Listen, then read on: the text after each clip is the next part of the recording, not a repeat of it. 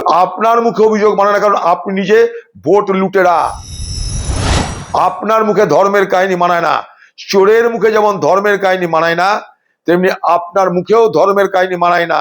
হাজরা মোড়ে গিয়ে পার্কে বসে কবিতা লিখুন, ছবি আঁকুন, ধ্বংসস্তূপে রূপান্তরিত করেছেন আপনি। সাংস্কৃতিক ধ্বংসস্তূপ, রাজনৈতিক ধ্বংসস্তূপ আপনি তৈরি করেছেন এই বাংলার জন্য। অনুপ্রবেশকারী আছে, আমরা ফেরত পাঠাবো। বাংলাদেশ সরকারের সঙ্গে চুক্তি হয়েছে, রাতের অন্ধকারে বিএসএফ বর্ডারে নিয়ে গিয়ে ধাক্কা মেরে বললো বাংলাদেশে ঢুকে যাও, সেটা কিন্তু ডিপোর্ট করা হলো না, সেটা কিন্তু পুশব্যাক করা হলো, ধাক্কা মেরে ঠেলে বাংলাদেশে পাঠিয়ে দেওয়া হলো। ডিটেক্ট করা, ডিলিট করা, ডিপোর্ট করা মুখে বলতে সহজ। ভারতবর্ষের কোনো মানুষই, সে যে পার্টিরই হোক, আমরা কখনো বলবো না যে ভারতবর্ষ অনুপ্রবেশকারীদের পীঠস্থান হয়ে যাক। ঠিক আছে, ভারতবর্ষে অনুপ্রবেশকারীরা এসে বসবাস করুক বেআইনি ভাবে, একথা আমরা কেউ বলি না, বলবও না।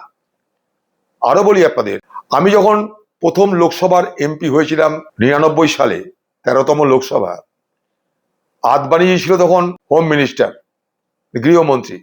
আমার কোশ্চেনটা লেগেছিল 13তম লোকসভার প্রথম কোশ্চেন। সেখানে আমি প্রশ্ন করেছিলাম কত পাকিস্তানি ভারতবর্ষে বেআইনি ভাবে বসবাস করছে। তো আদবানিজি উত্তর দিতে পারেনি। আমি তখন দাবি করেছিলাম শ্বেতপত্র প্রকাশ করা হোক। আজকে না, 99 সালে, অন রেকর্ড আমি এই কথাটা বলছি। 13তম লোকসভার প্রথম প্রশ্ন করেছিলাম আমি, Adhir Chowdhury, illegal stay of Pakistanis in India. অবৈধভাবে কত পাকিস্তানি ভারতবর্ষে বসবাস করছে। আদবানিজি উত্তর দিতে পারেনি। আমি তখন বলছিলাম শ্বেতপত্র প্রকাশ করা হোক। শ্বেতপত্র প্রকাশ হয়নি। বিজেপি পার্টির এই স্লোগান আজকে না, বহু পুরনো স্লোগান। ভারতবর্ষে অবৈধ অনুপ্রবেশকারী আসে কি নেই সেটা দেখার দায়িত্ব রাষ্ট্রের। এখন তো ডবল ইঞ্জিন সরকার, দুদিক থেকে দেখবো, অসুবিধা কি আছে। কিন্তু আমরা কবে জানতে পারবো যে কত অবৈধ অনুপ্রবেশকারী ভারতবর্ষে আছে? কবে জানতে পারবো? আসামেও তো শুনেছিলাম অবৈধ অনুপ্রবেশকারীদের ঢল নেমেছে। এনআরসি করা হয়েছিল, 19 লক্ষ লোককে বিদেশি চিহ্নিতকরণ করা হয়েছিল।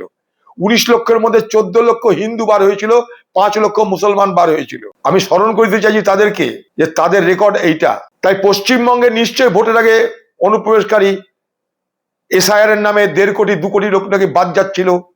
অনুপ্রবেশকারী রোহিঙ্গা 1.5 থেকে 2 কোটি সব বাদ যাচ্ছিল। কত বাদ গেছে আপনারা জানেন? আমি তো দাবি করেছি যারা বাদ গেছে, চ্যালেঞ্জ করছি, তাদের দেখা হোক তারা প্রকৃত অর্থে তাদের ভারতবর্ষের নাগরিক কিনা, ভারতবর্ষের ভোটার কিনা দেখা হোক। আমি তার জন্য দাবি করেছি মুর্শিদাবাদ জেলায়, যেখানে সব থেকে বেশি এসআইআর তালিকা থেকে নাম বাদ গেছিল, যেখানে এখনো পর্যন্ত 5 লক্ষের উপরে মানুষের ভোটার লিস্টে নাম নেই, সেইখানটা ব্লকে ব্লকে ট্রাইব্যুনাল, এবং সেই ট্রাইব্যুনালের বিচারের ব্যবস্থা করে তাদেরকে তাদের অধিকার দেওয়া হোক। হয় বলে দেওয়া হোক তারা ভোটার, কিংবা বলে দেওয়া হোক তারা ভোটার না, কিন্তু দেখা হোক সেটা। ডিটেক্ট করা, ডিলিট করা, ডিপোর্ট করা মুখে বলতে সহজ। ভারতবর্ষের সরকার বাংলাদেশের সরকারের সঙ্গে এই নিয়ে আলোচনা, অনুপ্রবেশকারী আছে, আমরা ফেরত পাঠাবো। বাংলাদেশ সরকারের সঙ্গে চুক্তি হয়েছে। তা যদি না হয়, তাহলে রাতের অন্ধকারে বিএসএফ বর্ডারে নিয়ে গিয়ে ধাক্কা মেরে বললো বাংলাদেশে ঢুকে যাও, সেটা কিন্তু ডিপোর্ট করা হলো না, সেটা কিন্তু পুশব্যাক করা হলো, ধাক্কা মেরে ঠেলে বাংলাদেশে পাঠিয়ে দেওয়া হলো। তারা বাংলাদেশে জেলে গিয়ে থাকবে। তথ্য প্রমাণ দিয়ে বাংলাদেশ সরকার যে পাঠিয়ে দেওয়ার ব্যবস্থা করুক, আমরা তো চাইবো। আমরা অনুপ্রবেশকারীদের পক্ষে কখনো বলিনি, আজও বলছি না, কোনদিন বলবো না। কিন্তু যেভাবে ঢোলটা বাজানো হচ্ছে, সেই ঢোলটা বাজানোর কতটা যুক্তিকতা আছে নিশ্চয় প্রশ্ন থাকবে।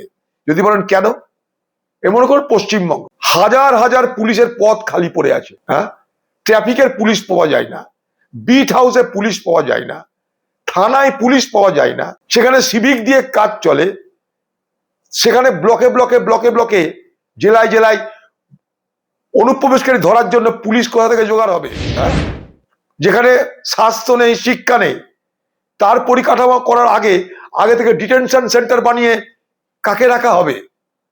দেখি কাদেরকে রাখা হয়, আমরা দেখতে পাবো কাদেরকে রাখা হচ্ছে, কত অনুপ্রবেশকে ধরা পড়ছে, তারা হিন্দু না মুসলমান সবই দেখবো আমরা। শুধু সময়ের অপেক্ষা। অনেক কিছু তো বলা হচ্ছে, যখন যেটা করা হবে নিশ্চয়ই বলবো। পশ্চিমবঙ্গে তো প্রথম কথা, জনসংখ্যা অনুযায়ী যত পুলিশ জায়গা তত পুলিশই তো নাই পশ্চিমবঙ্গে। অনুপ্রবেশকারী যে ধরবে, কারা ধরবে? অত পুলিশ আছে কি? থানায় থানায় সব ফাঁকা, অফিসার পাওয়া যায় না।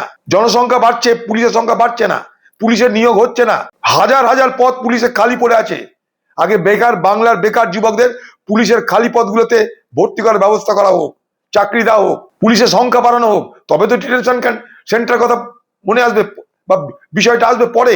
আমরা সবাই জানি শুধুমাত্র মমতা ব্যানার্জির ভাইপো হওয়ার দৌলতে আজকে সেই খোকাবাবুর এই বাংলার প্রিন্স হয়ে গেলেন। এত টাকা, এত অর্থ, এত সম্পদ, এত বৈভব কোথা থেকে এলো? এটা তদন্ত তো হওয়া দরকার। এ তদন্তের জন্য তো অনেক আগে থেকে আমরা দাবি করেছি। বিজেপি ক্ষমতায় ছিল দেশে, ইডি সিবিআই তাদের হাতে, খোকাবাবুকে ডাকার আগেও হয়েছে, কিন্তু কোনো ব্যবস্থা নেওয়া হয়নি। এই বাংলায় যত চুরি বাটপারে লুট হয়েছে তার সবকিছুর ভাগ খেয়েছে এই সেই খোকাবাবু। এটা অনেক পুরনো অভিযোগ আমাদের। ইডি ডেকে তাকে 9 ঘন্টা ধরে জিজ্ঞাসাবাদ করে ছেড়ে দেয়। যাদের হাতে ইডি সিবিআই ছিল তারা এতদিন পর্যন্ত খোকাবাবুর কি এই অপরাধের কথা জানতেন না? এই বেআইনি পথে অর্থ উপার্জনের কথা জানতেন না? অবশ্যই জানতেন। আজ ক্ষমতা হাতছাড়া হয়ে যাওয়ার পর তার বাড়িতে হয়তো পুলিশ যাচ্ছে, কিন্তু এটা আগে যাওয়া উচিত ছিল। কারণ সবাই জানে বাংলায় যে কয়লা থেকে, পাথর থেকে, গরু পাচার থেকে, বালি খাদান থেকে সবকিছুতে যদি কারির ভাগ থাকে তার নাম বাংলার খোকাবাবু। তাই তার বাড়িতে পুলিশ গেছে, এতে অবাক হবার কিছু নেই আমার কাছে। বরং অনেক আগে না গিয়ে অনেক পরে গেছে। তাদের সমস্ত সম্পত্তি এদিক ওদিক করবার, অপরাধের কাগজপত্র লুকোনোর সব ব্যবস্থা করে তারপর তাদের কাছে গেছে। তো অনেক আগে যাওয়া উচিত ছিল। কখন দেখবেন খোকাবাবু হয়তো এই দেশ ছেড়েই চলে গেছেন, কারণ এই দেশে তার থাকার বিপদ আছে। আমি তো ভবিষ্যৎবাণী করছি, আমার আশঙ্কা যে খোকাবাবু আমাদের এই দেশ ছেড়ে, বাংলা ছেড়ে পালাবে। বাংলা ছেড়ে পালাতে হবে তাকে। এই যে ভোট, এ ভোট বিজেপি কতটা জিতেছে জানি না, এ ভোট হয়েছে তৃণমূলের বিরুদ্ধে ঘৃণার, ক্ষোভের অভিব্যক্তি। বিজেপি কতটা জিতেছে তার থেকে বড় কথা মমতা হেরেছে। ভোটটা হয়েছে তৃণমূল তারাও, তৃণমূল তাড়ানোর ভোট হয়েছে। সেখানটায় বিজেপি সব থেকে বেশি উপকৃত হয়েছে, কিন্তু ভোট হয়েছে তৃণমূল তাড়াবের ভোট।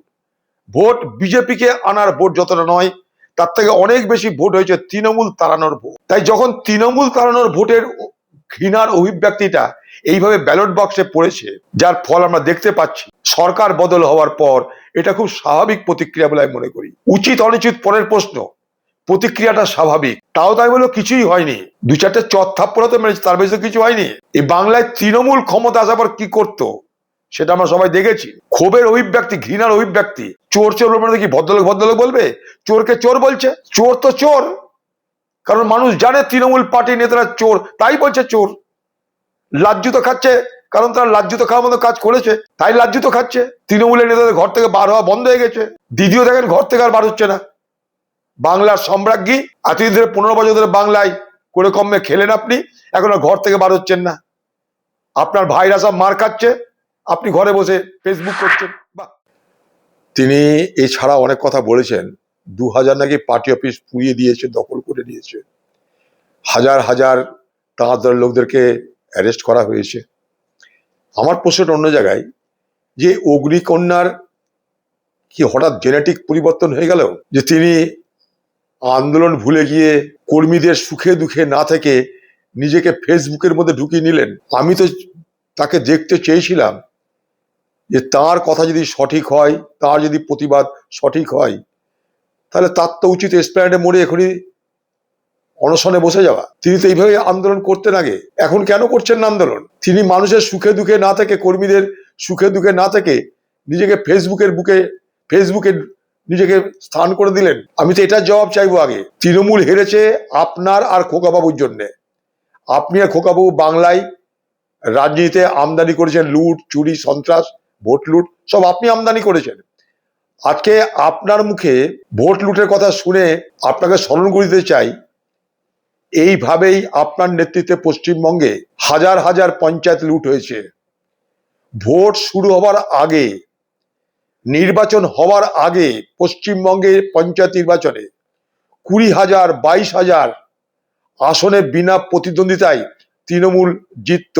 আপনি কি ভুলে গেছেন?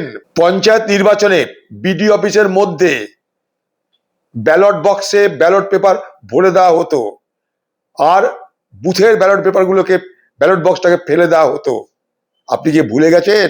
এই বাংলায় মানুষের তৃণমূল স্তরে মানুষের ভোট দেওয়ার অধিকার আপনি কেড়ে নিয়ে পঞ্চায়েত দখল, মিউনিসিপ্যালিটি দখলের রাজনীতি তো আপনি আমদানি করেছেন। বিজেপি এখন আপনার বড় ভাই হয়ে এবার আপনাকে শিক্ষা দিচ্ছে, সেটা তাদের। কিন্তু এ শিক্ষা তো বাংলায় আপনি দিয়েছিলেন। কথায় আছে না যে সাপুরে সাপের হাতে ছবল খেয়ে মরে, আপনার তাই হাল হয়েছে। আপনি এখন শোক প্রকাশ করে কোনো লাভ নেই, আপনি হেরেছেন। আগামী দিনে ওই আপনার পাড়ায়, আপনার মোড়ে আপনি ঘুরে বেড়াবেন, পার্কে বসবেন, কবিতা লিখবেন, ছবি আঁকবেন, অনেক কিছু করবেন আপনি। সময় তো আপনার প্রচুর পড়ে আছে। আগে আগে আপনি বলতেন এত কাজ তাই ছবি আঁকার সময় পান না, কবিতা লেখার সময় পান না। এখন আপনার ভরপুর সময়, কবিতা লিখুন, আঁকুন। একটা ছোট আঁকা যদি 1.5 লক্ষ টাকা 2 লক্ষ টাকা আমদানি হয়, এখন তো আপনার আমদানির রাস্তা আরো খুলে গেল। চুরি বাটপারি নাই বা হলো, ছবি আঁকা কবিতা লেখা তো সময় পেয়ে গেলেন আপনি।